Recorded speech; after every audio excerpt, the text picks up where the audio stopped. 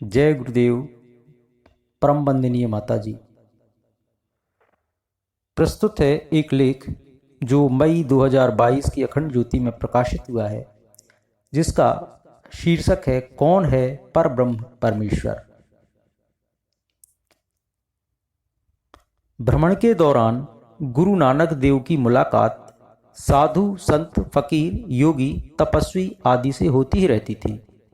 उसी क्रम में एक दिन उनकी भेंट एक योगी मंडली से हुई।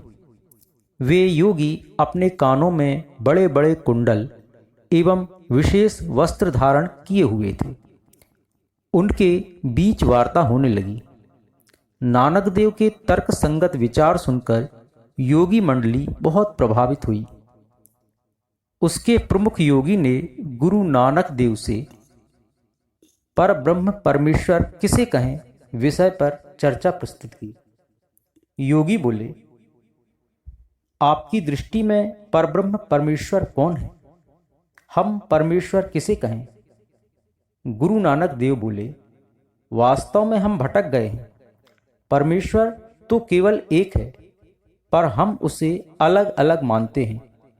परमेश्वर ही एकमात्र सत्य है और बाकी सभी नाशवान हैं। जो जन्म मरण से परे है वही सत्य सिद्ध प्रकाश परमेश्वर है।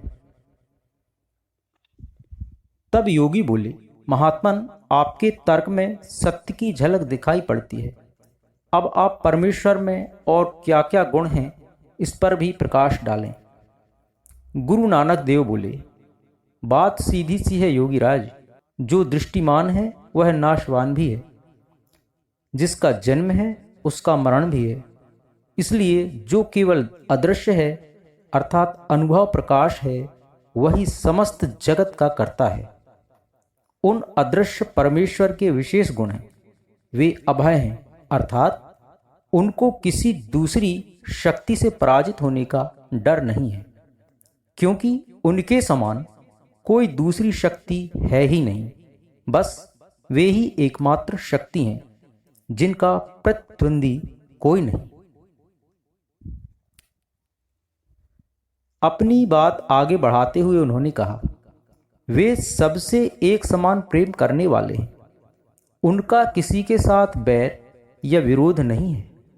वे ही एकमात्र शक्ति हैं जो कि समय के बंधन से मुक्त अर्थात परे है। वे ना तो युवा होते हैं और ना ही वृद्ध। वे तो सदैव एक समान रहने वाले अकाल पुरुष हैं। अब प्रश्न यह उठता है कि उनकी उत्पत्ति कैसे हुई। इस पर योगी बोले, वे तो स्वयंभू हैं। तब गुरु नानक देव पुनः बोले, हाँ बिल्कुल ठीक है, वे स्वयंभू हैं। उनका कोई निर्माता नहीं है। गुरु नानक देव ने कहा, अब प्रश्न उठता है कि परमेश्वर की प्राप्ति हमें कैसे हो सकती है। योगी बोल पड़े, हम इस कार्य के लिए समाधि लगाते हैं, चिंतन मनन करते हैं। उनकी बात सुनकर नानक देव बोले, जब तक आपके पास किसी पूर्ण पुरुष का मार्गदर्शन नहीं होगा तब तक यह समाधियां तथा चिंतन मनन व्यर्थ है, क्योंकि सच्चे गुरु के मिलाप के अभाव में आपके किसी भी कार्य में सफलता के अंकुर नहीं फूटेंगे। सुनकर उन योगी ने प्रश्न किया, पर हम सत्य गुरु सुनकर पूर्ण गुरु की कृपा के पात्र कैसे बनेंगे? गुरु नानक देव ने उत्तर दिया, गुरु की आज्ञा पालन करने से ही हम परमेश्वर की कृपा के पात्र बन सकते हैं। उन योगी ने पुनः प्रश्न किया, आप बातें तो सत्य कर रहे हैं, परंतु प्रश्न अभी भी वैसे का वैसा ही है। हम यह कैसे जानें कि गुरु की हमारे लिए क्या आज्ञा है तथा उनके आदेशों का पालन कैसे? अपनी कही बात को अधिक स्पष्ट करते हुए गुरु नानक देव बोले, वे ही कार्य किए जाएं जो परहित में हों। हमारे कार्य में सच्चाई हो, ईमानदारी हो, अर्थात हम केवल कर्मकांडी होकर ना रहें, बल्कि हम गुरु के उपदेश को, ज्ञान को, आदर्श को अपने जीवन में जिएं भी उतारें भी। अन्यथा केवल कर्मकांडी बने रहने से गुरु की कृपा प्राप्त नहीं हो सकती और गुरु की कृपा के बगैर परमेश्वर की प्राप्ति नहीं हो सकती।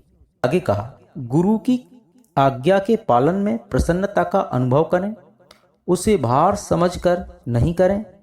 गुरु के किसी भी कार्य में बाधा न डालकर उसको पूर्ण करने में प्रसन्नता का अनुभव करें।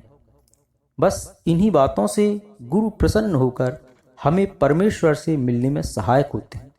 यदि आप सचमुच परमेश्वर को पाना चाहते हैं तो कर्म कांडों के आडंबर से मुक्त होकर रोम रोम में रमे निराकार ज्योति पुरुष, अकाल पुरुष, पूर्ण पुरुष की उपासना करें। परमेश्वर कभी भी किसी विशेष वेशभूषा से खुश नहीं होते। वे तो हृदय के सत्य की भाषा ही जानते हैं तथा वे सर्वत्र विद्यमान होने के साथ ही प्रत्येक मनुष्य के अंतःकरण में उपस्थित हैं। प्राणी मात्र को तो उनके अनुभव रूपी दर्शनों के लिए हृदय की मैल रूपी दीवार ही हटानी होती है। मनुष्य चाहे तो उन्हें प्रत्येक क्षण महसूस कर सकता है। वे तो हर समय मनुष्य के अंग संग हैं। केवल उनके अस्तित्व की याद ही सुमिरन है तथा दीन दुखियों की सेवा ही उनकी सेवा है। हमारा अहंकार ही हमारा बंधन है।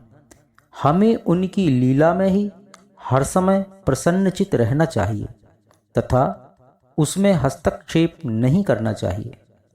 गुरु नानक देव ने जब योगी मंडली के सदस्यों को योग की जटिल क्रियाओं से मुक्त कर सहज व सरल रूप में परमेश्वर को पाने का मार्ग बताया तो उनकी सभी शंकाएं समाप्त हो गईं। उन सभी की जिज्ञासाएं शांत हुईं और वे गुरु नानक देव के कहे अनुसार उन अकाल पुरुष को अनुभव करने की साधना में प्राणपण से जुट गए। तो ये था अखंड ज्योति मई 2022 में प्रकाशित एक लेख, कौन है पर ब्रह्म परमेश्वर। आपने सुना। नमस्कार, धन्यवाद। मिलते हैं शीघ्र ही अगले किसी नए ज्ञानवर्धक लेख और जानकारी के साथ। जय गुरुदेव, जय माता जी।